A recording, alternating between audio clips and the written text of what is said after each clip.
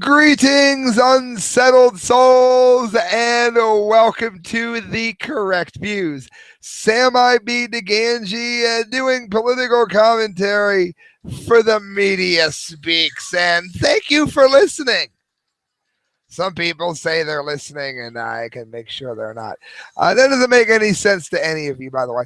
How do the live listeners like the new mic, by the way? I'm very happy with it. I'm going to let you know something funny.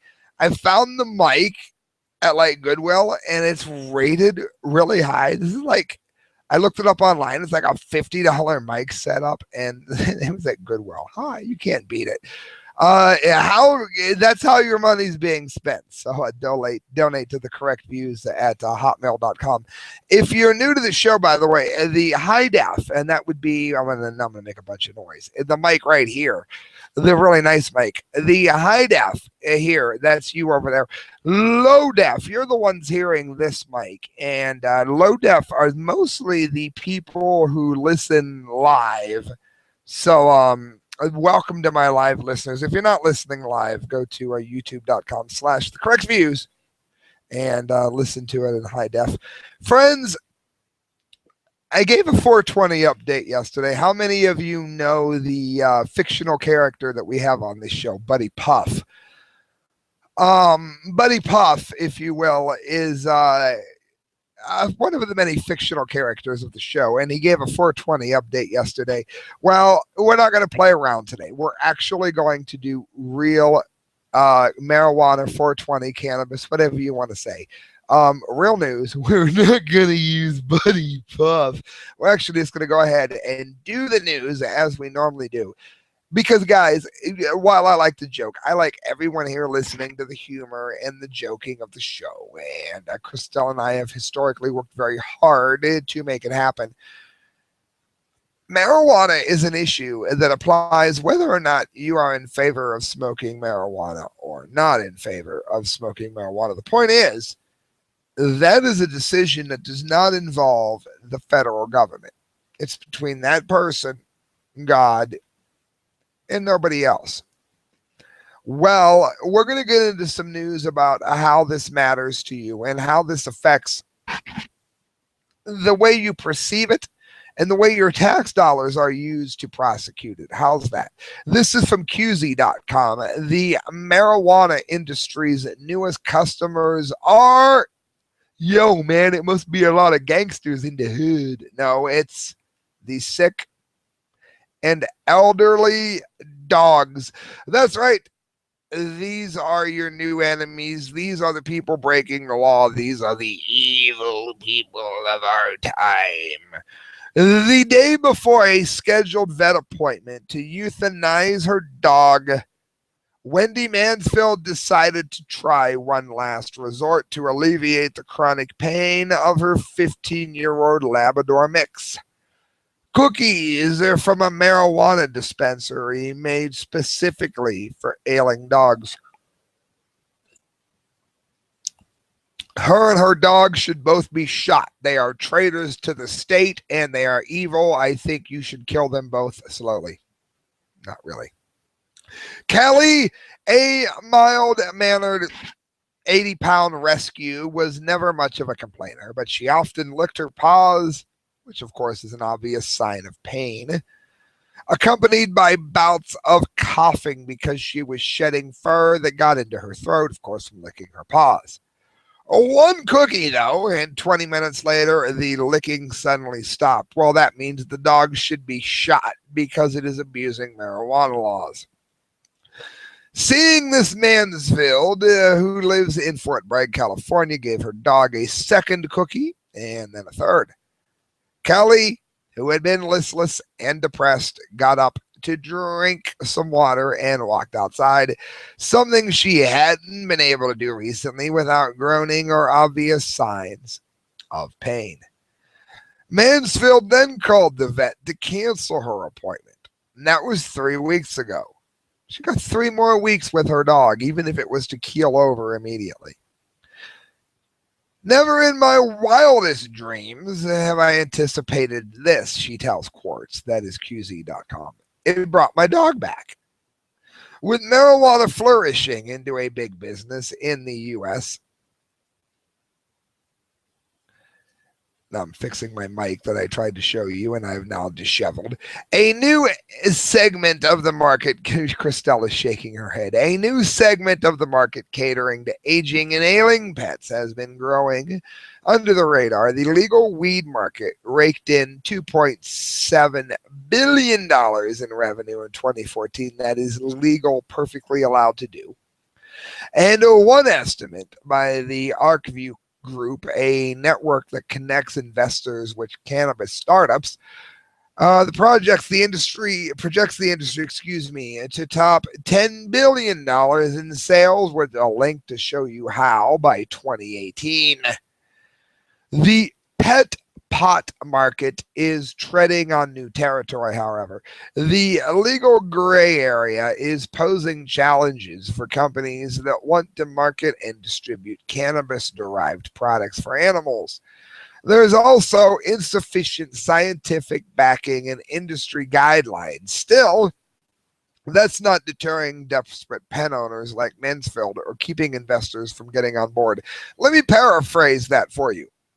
If you give your dog that you are already going to put to sleep, by the way, poisonous chemicals, poisonous injections, since you're going to kill the dog for its own good, you should not try marijuana on your soon-to-be put-to-sleep dog, even though it might work, because the marijuana cookies may be bad for the dog.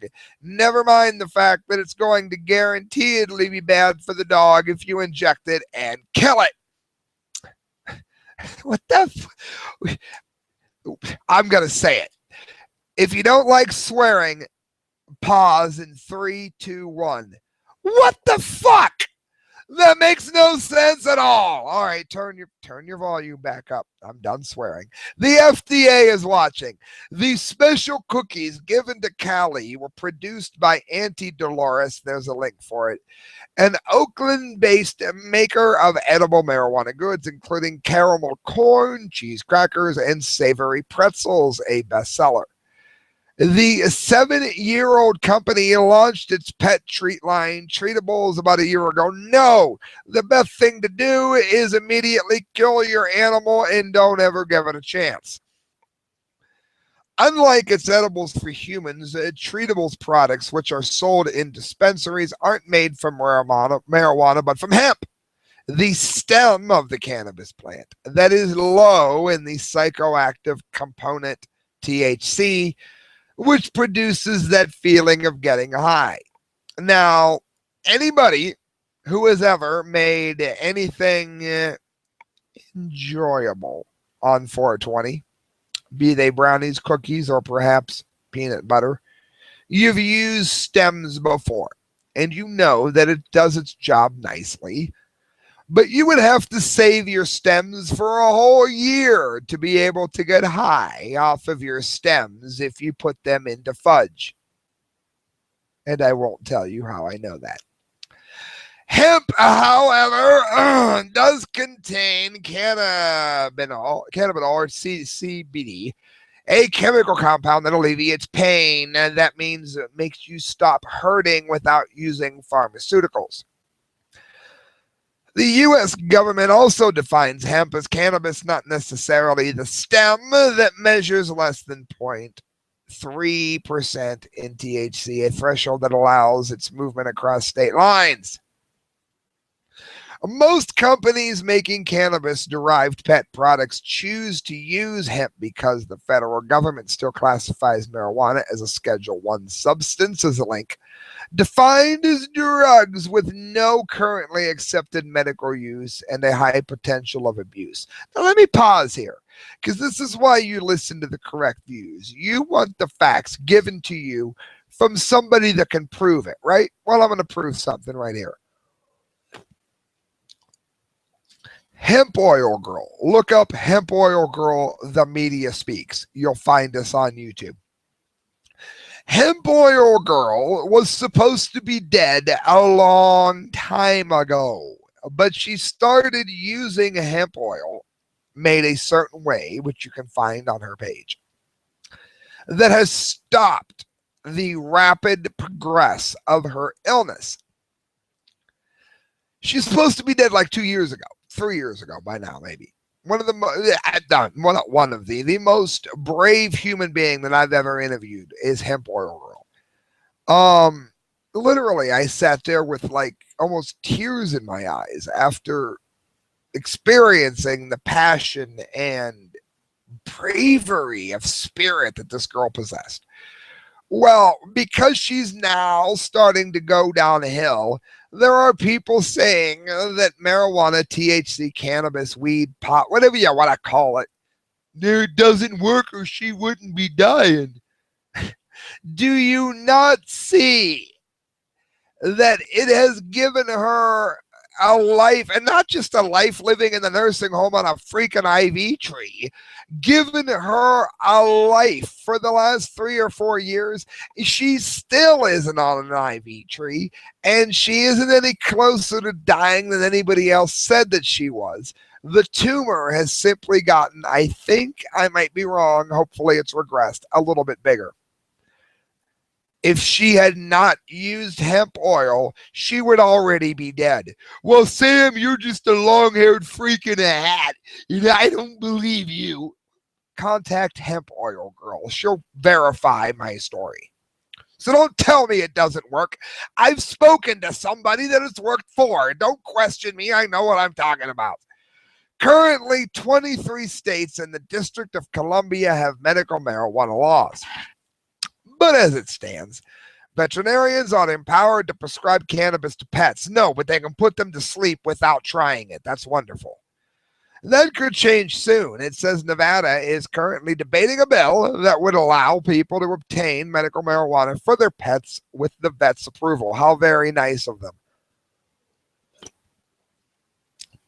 Though Auntie Dolores CEO Juliana Carella has heard from customers like Mansfield, she's hesitant to promote the product's effects or even market treatables at all. Honestly, we're hands off that because we're not doctors and it's not our place to prescribe it in that way. No, why don't you just inject the dog and kill it outright? This is ridiculous. And it goes on to mention that the elderly have also been using it to help. There are reports of it having helped with anxiety disorders. I am mildly obsessive compulsive. Have I ever tried marijuana? No, never in my life. But if I had, I might be telling you that it is somewhat beneficial to people that suffer from such things, although I would never know from firsthand experience because I'm a saint. All right, guys, Infowars.com. I posted this story. Police raid activists' home and confiscate son after in-school pro-marijuana comments. This is by Alan Salazar. Friends, this is the disgusting fascist world that we are now roped into living to. If this story doesn't make you want to vomit, then how did you ever find my show? Because this is disgusting. The state of Kansas is threatening to confiscate a marijuana activist's son after the childly reportedly disputed the teachings of one of his instructors during a drug education lesson. You should not speak, little child. You should simply obey. You are part of the Hitler Youth. Sieg Heil. Wait till you can grow a little mustache. Last month, 37-year-old Arthur and the cannabis, like I'm so gay and we're talking about cannabis. Last month, retake, 37-year-old author and cannabis oil activist. Retake wasn't much better. Shot up Banda's Garden City home was targeted for a police raid after the 11-year-old son made in-school comments suggesting he favored the marijuana plant as a medical treatment. Now, they could have taught the child why he was wrong if they believed him to be wrong, but no, they had a much better idea. Wait till you hear this. Banda was reportedly been using the oil as a therapy for Crohn's disease since the early 2000s. Now, I won't say who, Suffice it to say, I swear on the credibility of my show that I'm telling the truth. Fair enough? I'm 3 years into this. I'm not playing around with words here. I know somebody with Crohn's disease whose life has been destroyed by it. This person, according to my opinion, can tell you this is true. And as somebody who would happily take a bullet for this person, I verify that I'm telling you the truth. There's my credibility. You either click off because you don't believe me, or you know if you're looking into my eyes that I'm telling you the truth. I know it works for people with Crohn's disease. Are we square? Good. My son says different things, like my mom calls it cannabis and not marijuana. He let them know how educated he was on the facts, Bonda said in an interview for benswan.com. And let me tell you real quick, there's a difference between cannabis and marijuana. There's ways to help yourself without getting high. Now, friends, you see the long hair. You see the tattoo. There is an assumption that perhaps your humble host may have smoked weed before. That's not what I'm talking about. I'm not talking about the getting high that I may or may not enjoy doing.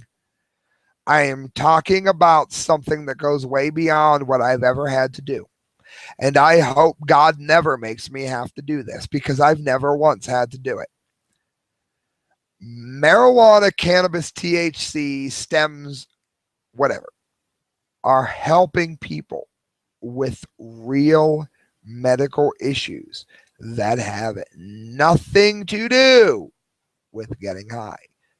Do you know that there are people that have specifically grown marijuana in such a way that it is scientifically impossible to get high on, because they're giving it to a little girl, and this little girl used to have anywhere from 50 to 120 seizures a day, and now the little girl has none. Well, nobody wants their little girl to get high. Let me tell you what. If you have a little 4 or 5 year old girl and you're getting her high, do not call yourself a friend of this show. I think you're a piece of freaking scum. How's that? No, that's not cool. These people are giving this girl a medicine, not a drug, and she is not getting high. Look up THC, little girl epilepsy. You'll find the story I'm talking about. I forget her name. I'm a good host. I'm not a perfect one. I also don't use prescripts. I'm not reading off a script. I'm talking to you. Rush Limbaugh does it. Yeah, it's because Snerdley looks it up for him. This is talking about drugs that are saving people's lives and making a difference in a very good way. I'm going very long tonight, but I think a lot of you that listen to the show because you want facts, you're going to be happy that I'm going long because I'm giving it to you real.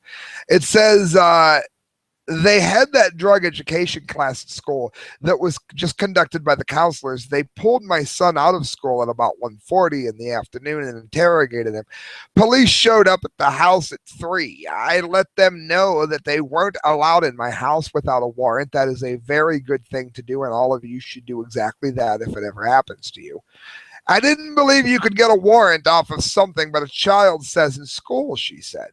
By 6 o'clock, that's 3 hours later, police had obtained a warrant and executed a search warrant of Brenda's home while she was away, leaving a note on her table listing the items seized. Marijuana in a plant, oil, joint, gel, and capsule form, and drug paraphernalia, according to the Garden City Telegram. Pause. This is why you listen to the correct views, because I'm going to give it to you straight. The facts is that at 1:40, her son was questioned, pulled out of school. At 3 o'clock, she denied entry into her home. At 6 o'clock, they went in, and she wasn't there. She had 3 hours to get rid of the marijuana plant that they found, the oil that they found, and oil isn't easy to make, the joint that they found, the gel, and a capsule form of the drug. along with paraphernalia, which means a pipe to smoke it in. Now, if she thought that she was doing anything wrong, she had 3 hours to get rid of those things. She's standing by her guns. And let me tell you why I support her. She has Crohn's disease. If Crohn's disease goes badly for you, unfortunately, I've never known anybody that this has happened to other than my grandmother, rest her soul. It happened because of cancer. I've never known anybody that this has happened to because of Crohn's disease, and hope that I never do. If Crohn's disease goes badly, they will cut so much of your intestines away that you have to wear what's called an ostomy. That means that you will forever have bowel movements out of your stomach into a bag. You won't be able to do things like anal sex. I said it. If you don't use humor, then everybody tunes out. I use humor. If you don't like it, then maybe you should tune out. But so, you know what? You use gallows humor. It's not funny. If Crohn's disease goes bad, all jokes aside, if Crohn's disease goes bad for you, that's what happens. This woman, her life, her quality of life, and you can look at her. She's very, very thin. You can tell she has Crohn's disease. Look up Crohn's. You'll see why I'm saying it. This woman's life depends on her doing exactly what she's doing. She's not doing anything wrong, and she's not just sitting back getting high. It says Banda was then arrested and her son was seized from the home, reports the Washington Post, Radley Balaco. I have not been charged with anything at this point, but I have a hard time believing that it's okay for them to interrogate my son without parental consent for hours, Banda said. Pause. If her son had stabbed somebody, if the person didn't die, in most states you have to get the parents' permission to question the child without an attorney present. That didn't happen here. And her son didn't stab anybody. He was pretty much standing up for what should be his rights and his mother's rights to not have to spend her life dreading what can be Crohn's disease. And I'm telling you, Crohn's disease can be a nightmare of which you have never known. How bad is Crohn's disease? If you gave me a Bible, I'd swear on it. I would rather somebody shot me in the head and blew my head off than I ever had to face having Crohn's disease. I'm dead serious. I don't have the bravery for it. I have more bravery for a gunshot. Meanwhile, it says the Department of Children and Families, that's the CPS, that's the new Hitler Nazis of our country, has taken her son into protective custody. Banda is attending a custody hearing scheduled for today to learn the outcome of her case. Banda, who had previously lived in Colorado, which thankfully has its head on its shoulders regarding pot, says despite her predicament, she's not upset that her son got her into trouble. For him to have spoken up in class, I can't be upset about it because he hears me daily on the phone, talking with people, encouraging people to speak up and speak out, she said. We didn't have to talk about how it's not okay to bring up this in Kansas because it's different than in Colorado. It's very confusing for a child, Banda said. Possession of any amount of marijuana, including for medical use, is still legal in Kansas, though a few pro-marijuana bills are currently moving through the legislature, including one seeking to allow cannabis oil as a treatment for seizures. A GoFundMe defense fund has been set up for Banda and has raised over $25,000 in just 6 days. Christelle, you can go downstairs in a minute, but I would like to pledge in front of you that I am giving $5 tonight to GoFundMe.com on a prepaid card because this woman has been harassed for using marijuana for her own purposes. I'll do it on camera. Am I telling the truth? $5 goes to this woman. You can go to GoFundMe.com. There you go, $10. You do not tell a person who's dealing with Crohn's disease how to handle their BS. You know what? If you have Crohn's disease, you have it bad enough already, and the government needs to leave you the hell alone. Friends, here we go. Moving on. and getting away from marijuana news. I've already been on almost a half hour, but I'll be getting hits in droves. So I'm going to go ahead and do a long show because you guys have been watching. The more you watch, the more you get from me. Do you want me 5 days a week? I'll do Tuesday through Saturday. I do the 2 p.m. show at mediaspeaks.com Eastern Standard Time every Saturday. I need to make $25,000 a year to do this 5 days a week. If you want Christelle running the camera, 35 grand. 99.99% of you cannot make that happen, but somebody can. Go to the correct views at hotmail.com if you're that person. I'll say this on camera too. Within 2 weeks of you pledging 35 grand to this show and sending me a check, I'll quit my job and you'll have me for 1 year, 5 days a week. You got it. I take 2 weeks off in the summer. I take 2 weeks off in the winter. Independent.co.uk, because I work very hard. That's why. Israel must end its 50-year occupation of Palestine, the White House says. Do you understand the only thing that's bringing any kind of reason to that entire region whatsoever is the existence of Israel? Now, before you leave me hate mail in my I liked him until he said that, but he's a Jew lover, so I'm going to go ahead and delete. Listen, you freaking Hitler. Islam's problem is that they will kill each other within the beliefs of their own system. You don't find that happening in large numbers in Buddhism. You don't find it happening in Judaism. You know what?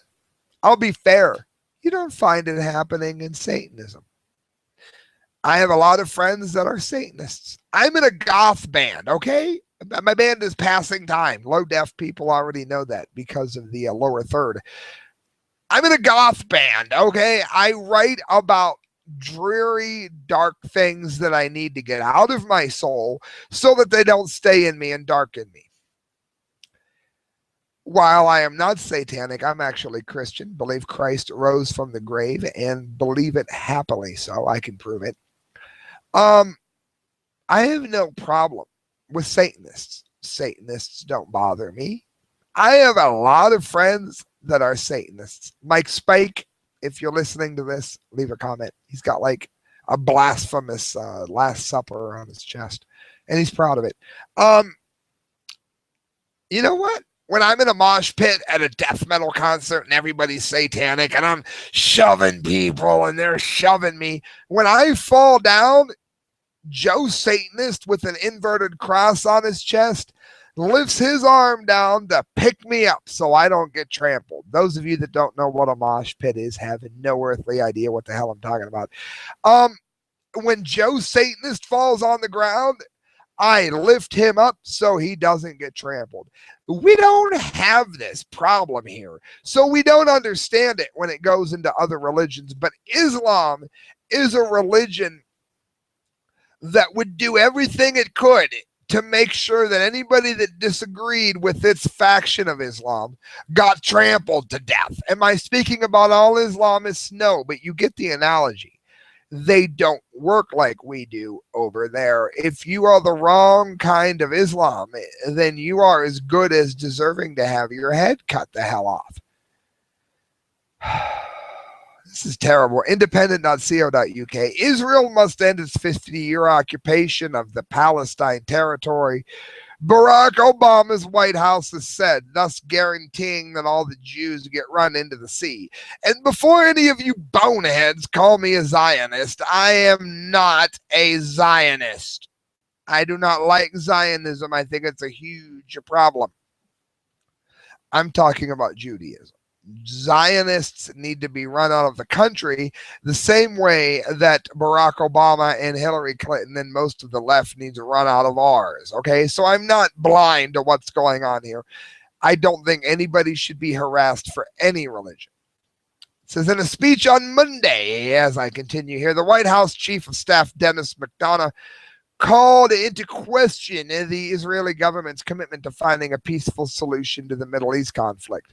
Let's remember that Israel got talked into getting rid of Gaza, and the only thing they've gotten for it is bombed from Gaza. Israel cannot maintain military control of another people indefinitely. Well, it's not control. They're trying to guard their own country. He told a meeting at liberal American pro-Israel lobbyist J Street, an occupation, he says, that has lasted almost 50 years must end. No, the people that have harassed the existence must end their harassment. That is a correct view.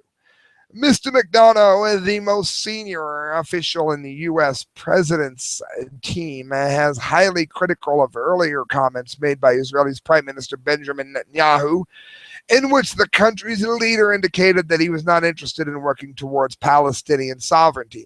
What these people are saying is that Israel should leave the area and give much of it to become a Palestinian territory, because if they do, the Palestinians will suddenly quit bombing them.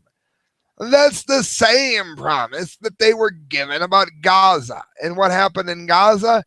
They gave up Gaza and they got their asses bombed. So why would they fall for it again? Okay, they're Jewish. They're not retarded. I'm not going to pull punches here. This is the correct views, and I'm going to say it the way it is. The White House comments are the latest salvo from the United States government in what appears to be a noticeable cooling of relations between the two countries. This is ridiculous. After the election, the Prime Minister said that he had not changed his position, but for many in Israel and in the international community, such contradictory comments call into question his commitment to a two-state solution, as did his suggestion that the construction of settlements was a strategic purpose of dividing Palestinian communities. It is claimed that the conditions, in the larger Middle East must be more stable before a Palestinian state can be established, the chief of staff said. We cannot simply pretend that those comments were never made, or that they don't raise questions about the Prime Minister's commitment to achieving peace through direct negotiations. The latest statements appears to be a rejection of an attempted about face by Israeli Prime Minister, who attempted to downplay his earlier comments after criticism. The point is, the more land that Israel gives to these monsters, the more that they are going to be bombed. And by monsters, I do not mean your average Arab or your average practitioner of Islam. I mean the pieces of scum that manage to become your leadership.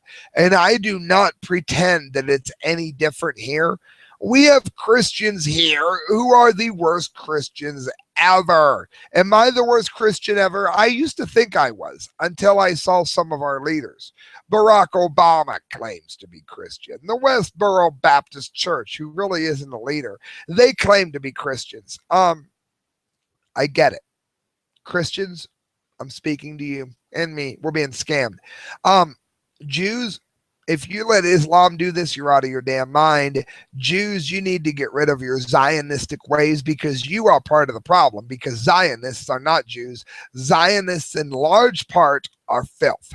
Am I clear? Good. Steve Watson, Infowars.com. Wisconsin cops will now forcibly take DNA for all misdemeanors. Does the Fourth Amendment say that you are protected against illegal searches and seizures? And then how does taking your DNA not count?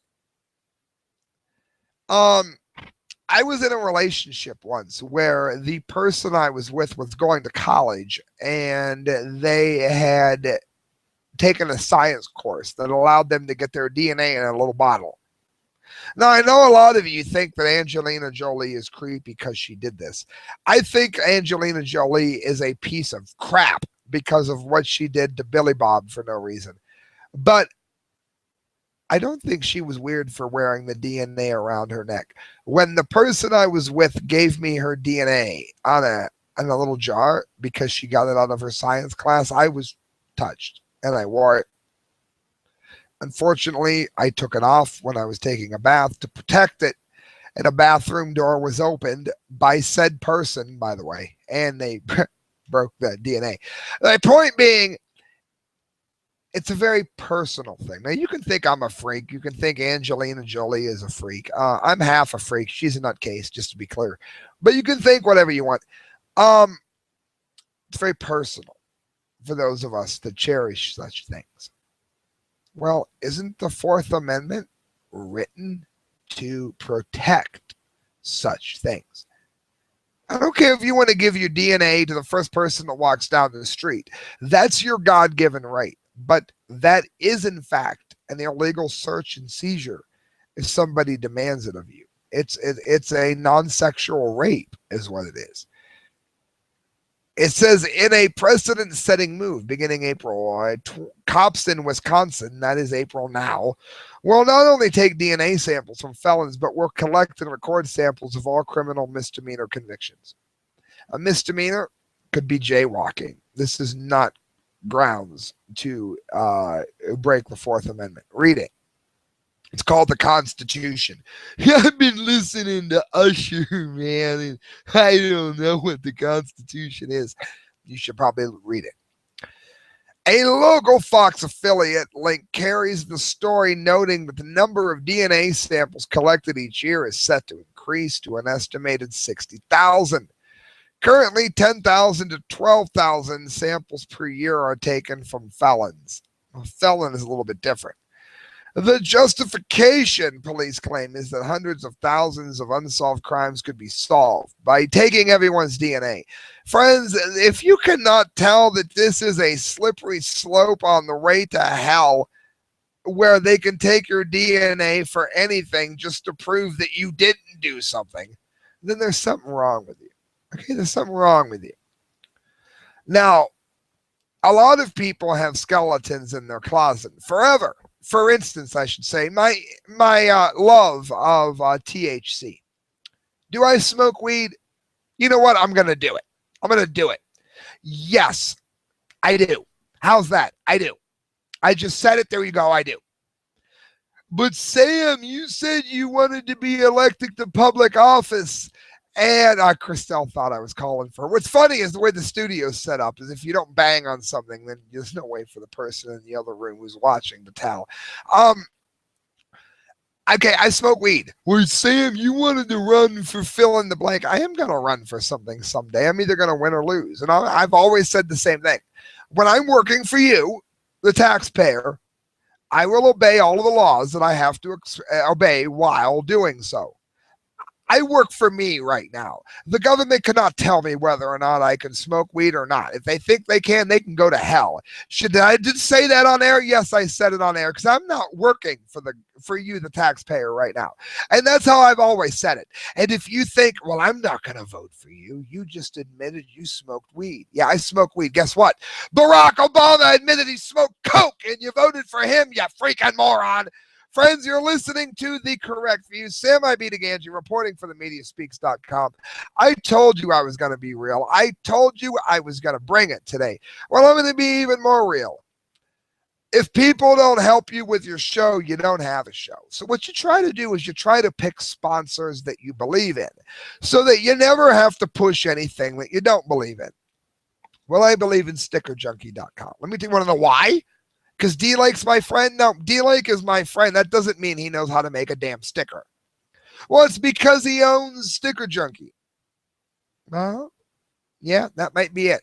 Because if you own Sticker Junkie, you know Sticker Junkie make the best stickers. How good? Look at these stickers. He made these for our band. I designed the logo, and he did all the rest. Well, this is actually one from our movie. Look at these. Go to youtube.com/passingtimeband. D-Lake made those stickers from a design that I gave him like a ballpark, and I said have fun with. If you think they look good, go to stickerjunkie.com and make sure you tell them when you put your order in, leave a comment, make sure they know you heard about it from The Correct Views. And you're going to get quite a discount. This, friends, is brought to you by Mike McLaughlin. Go to facebook.com, Mike, MacLauglin. He is a writer of fiction. He's a writer of political commentary. He is a poet. He is somebody who you want to look up, and I'm proud to have Sticker Junkie and Mike McLaughlin as a sponsor of this show. I've got the best sticker maker in the country and one of the best writers in the country as a sponsor of the show. I would say we're doing okay. You want to sponsor the show? Correctviews@hotmail.com. I'll promote you too, but you got to be something I believe in. I'm not going to do it otherwise. Friends at dailymail.co.uk. Will a volcanic eruption destroy humanity? Scientists warn that the world must begin preparing for an explosive global catastrophe. There are some Russian scums who have said that you could bomb Yellowstone and trigger this. It's fake science, by the way. It can't happen. We'll never say can't. Very unlikely. This is different. This here is it happening not based on man. This is very worrisome. If you don't want to hear about this, then scan ahead. I got the dumdy of the day. I got NASA. I got a veteran being harassed. For those of you that actually want to grow your brain power, I know you want to hear libertarian good, Democrat bad, kill Hillary, kill Hillary. You know what? Her career, not her. Sometimes it's time to go outside your comfort zone and learn some other things. You don't want to be a one-trick pony? Here you go. The world is woefully unprepared for a massive volcanic eruption that could kill millions of people and destroy much of modern society, a leading group of scientists has warned. And again, the only thing that these scientists are saying is that with a 10% chance of this happening, shouldn't we at least be a little bit more prepared than we are? That's not a fanatical question to me. That seems to me to be a rather fair-minded, logical question. In a new report on the risks posed by natural disasters, experts at the European Science Foundation concluded that a large volcanic eruption posed the greatest risk to human survival. Again, the likelihood, you've only got a 1 in 3 chance of getting cancer, so, 2/3 of the time you won't. Doesn't it seem like you should maybe take some vitamin C, 3,000 milligrams a day, by the way, echinacea, and maybe you should get some calcium in your bones to prevent a strontium buildup from Fukushima? Doesn't that seem to be in a wise direction that you would want to take? Well, doesn't it seem to you that you would want to be prepared in case one of these earthquakes were to happen? It says in a new report on the risk posed by natural disasters, experts at the European Science Foundation concluded that large volcanic eruptions pose the greatest risk to human survival. They calculated that there is between a 5 to 10% probability that an explosive eruption large enough to cause huge numbers of death after the climate and poison the atmosphere occurring by the end of just this century.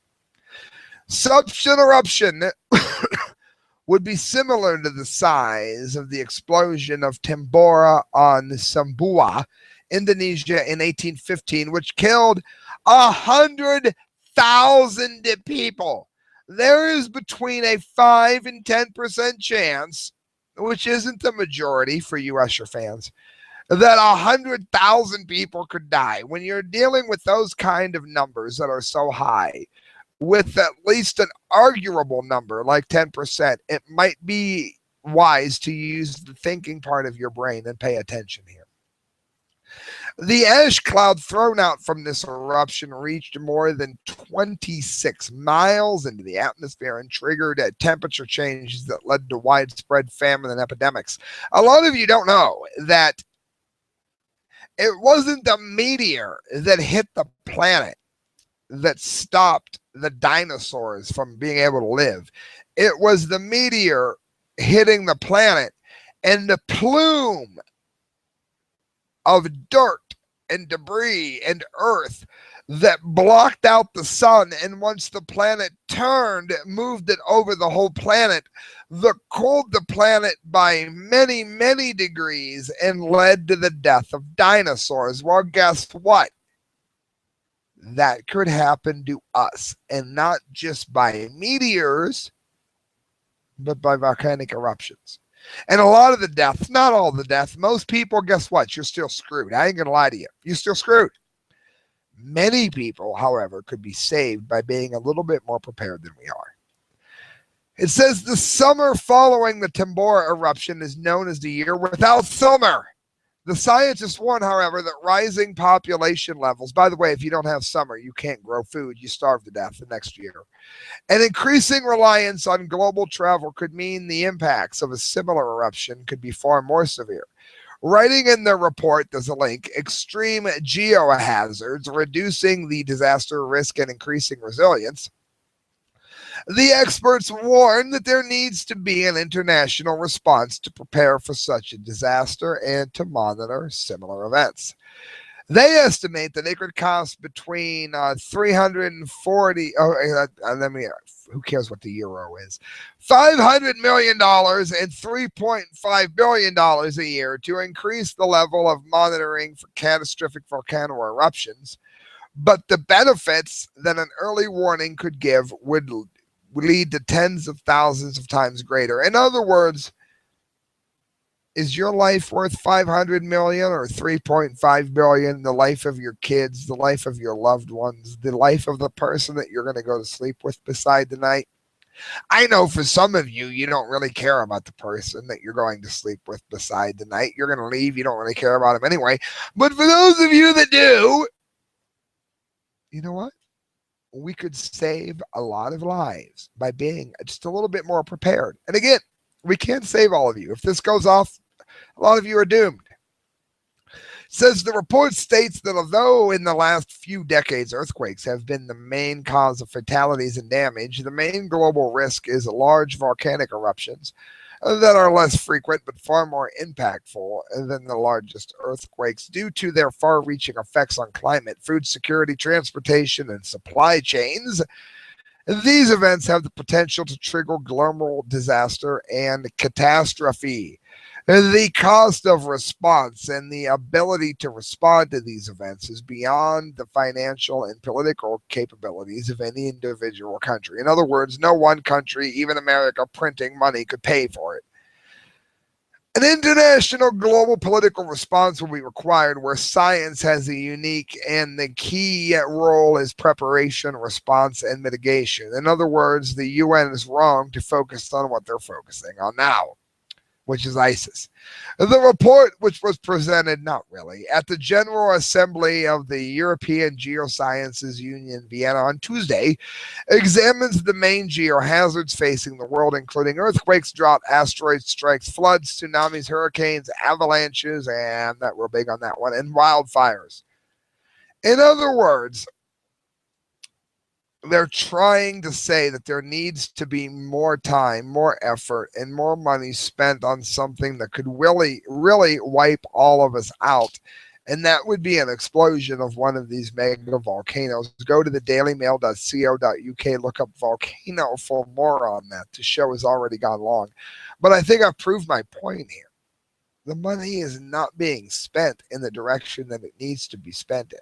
And obviously, I'm not a geoscientist, but hopefully this has inspired you to look up the work of people that are before you call me a nutcase. Because, friends, I wouldn't have given you the news if I didn't think it matters.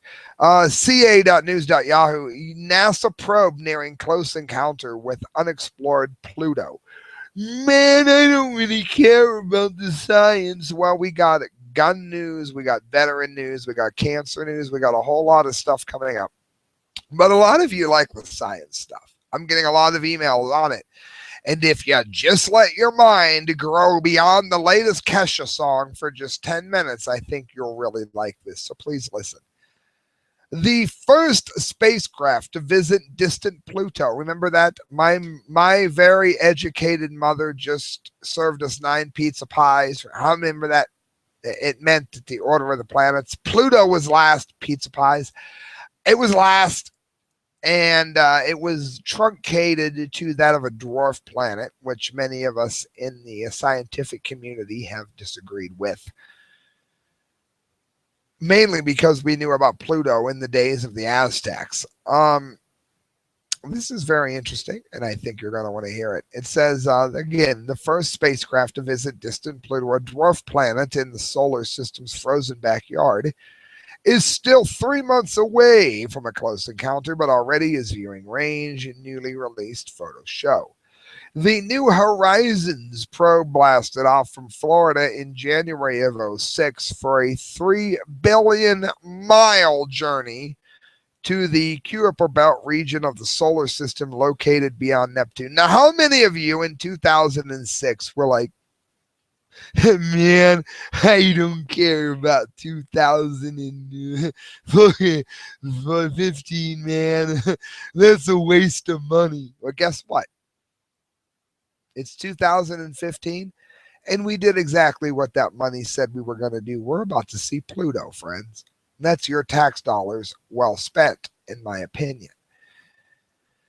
It says, during that time, Pluto, once known as the 9th planet, as it should still be, in the solar system, was demoted to a dwarf planet, which it should not have been, after the discovery of similar icy bodies in eccentric distant orbits around the sun. Now, those have very little to do with Pluto. It's only based on size, and it was a mistake. Why? Because I told you it was, among other reasons. New Horizons will pass about 7,750 miles from Pluto's surfaces on July the 14th. With a diameter of 1,430 miles, roughly 2/3 the size of Earth's moon, which we knew about in ancient days. Look it up. Pluto still looks like a bright dot in color, but images released by NASA on Thursday. For now, the pictures have more value to engineers than scientists. They are serving as a roadmap for control teams to tweak New Horizons' approach. The spacecraft does not have to fuel for a breaking burn to put itself into orbit around Pluto. Rather, like the Voyager explorations in the late 70s and 80s, the New Horizons will make its observations on the fly. Quote, that's where it's written. Our teams has worked, go figure, to get to this point, and we know we have just one shot to make this work. Alice Bauman, New Horizons missions operations manager at the Johns Hopkins University Applied Physics Lab, said in the statement. Quote, we've plotted out each step of the Pluto encounter, practiced it over and over, and we're excited about the real deal because it's finally here. After close-up studies of Pluto, its primary moon Charon, and an entourage of at least 4 smaller moons, New Horizons will continue speeding out into the Kuiper Belt, a region peppered with what are believed to be frozen remnants from the formation of the solar system 4.6 billion years ago. The team plans, it says, to petition NASA for additional funds for a flyby for a second Kuiper Belt object in 2019. I think it should be done immediately, by the way. And supported fully, happily. Its last paragraph here. In addition to its cameras, the spacecraft is outfitted with 6 scientific instruments, including light-splitting spectrometers and plasma and dust detectors, study the geology of Pluto and Charon, map their surface compositions and temperatures, and look for an atmosphere, ring system, and other moons. I'm very excited about it. Friends, and that brings us on to this. This was really interesting. Cancer drug company accused of hiding cheap alternative. Albuterol, one of the oldest asthma medicines, typically costs $50 to $100 per inhaler in the U.S., but it was less than $15 a decade ago before it was repatented. Christina Cyrich, InfoWars. What's bothersome about this is that these laws were put in place to protect those who patented something important. And unfortunately, what it's done has led to more problems than the patent system had ever been made to protect. It says pharmaceutical companies have been known to discredit natural and cheap solutions that compete with the high dollar drugs. Now, the British Medical Journal has unraveled new research, there's a link for it, revealing how the makers of a cancer drug are blocking public access to a cheaper, safe, and effective alternative. The BMJ explains that Novartis, a company which markets a licensed cancer drug as Lucentis, which is used for macular degeneration, tried to derail research on another treatment called avastin. And look it up, Avastin. There's a link in the article if you don't believe me. Novartis denies the claim, another link, which they have the market cornered because they sell the only officially licensed drug in the UK. God save the Queen. Many doctors use Avastin as a cheaper but unlicensed alternative to treat wet age-related macular degeneration, which is known as AMD. It affects 26,000 people plus in the UK annually. Approximately 11 million in the US have been diagnosed with some sort of macular degeneration, with that number expected to double by 2050. That's not that far away, scientifically speaking. It goes on, Lucentis costs the NHS around 740 euros per dose. That's like 1,100 US dollars. Avastin, on the other hand, they cost around 50 to 65 euros per dose, as opposed to 740. Sounds like a deal. It says doctors still prescribe it, though it hasn't been authorized to be used for macular degeneration. In other words, the cheaper drug isn't allowed to be used because there are patents which make the more expensive drug better, even though it works at least as well.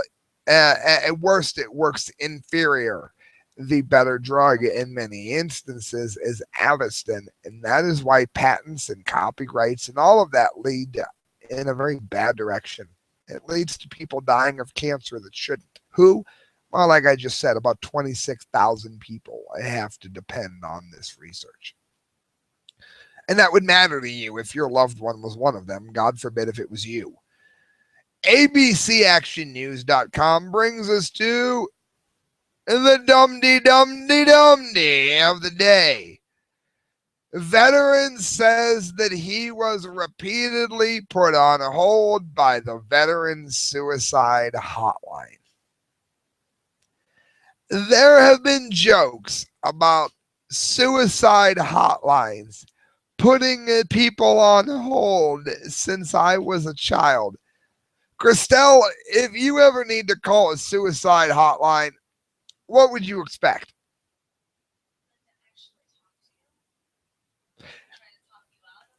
Would you expect to be put on hold?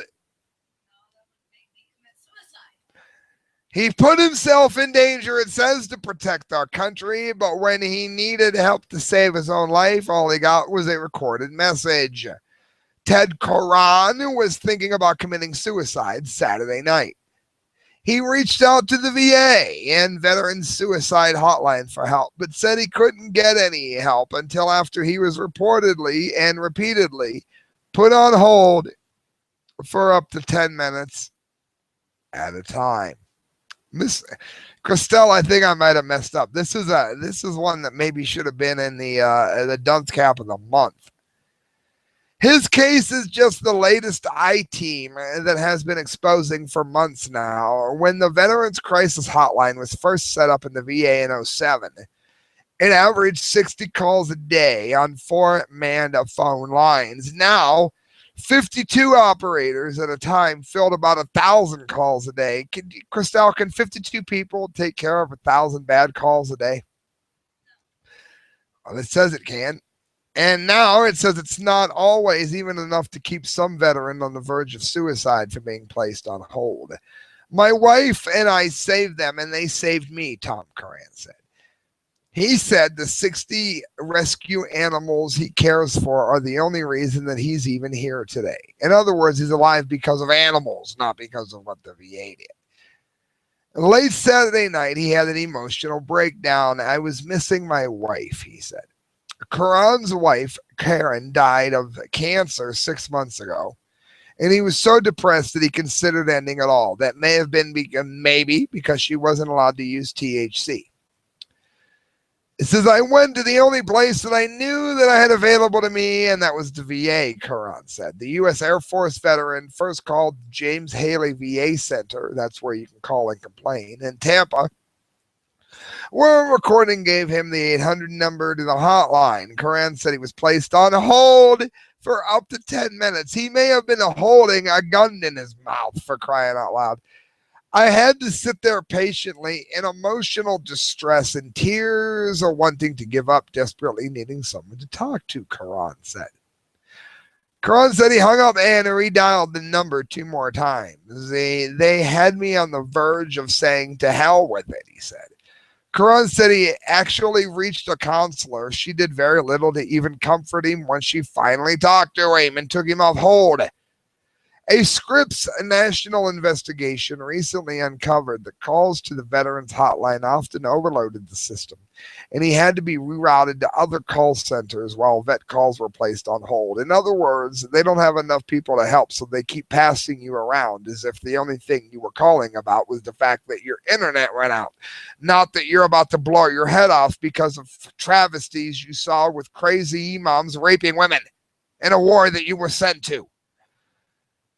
I swear to God. One veteran recorded being on hold for 36 minutes. He's lucky he still has a head on his shoulders. We're asking for more staff and better technology, the director of the call center told Scripps. I would hope so. More than 1,000 veterans contact the hotline every day. On average, 22 veterans a day commit suicide, or about 65, one every 65 minutes, Christelle. 22 veterans a day, just over 1 hour a day. That's about how long I've been on the show. Somebody blows their head off because of what they saw in the war, and there's nobody to help. The very ones that are supposed to be there were the ones that let me down, said Karan. He said he's lucky his rescue animals came to his rescue, and he doesn't believe that all veterans will be as lucky. Well, I would doubt so. Many won't have that many animals, and many won't care about those animals if they do. It says the VA is hoping new technology and more funding from Congress will good luck.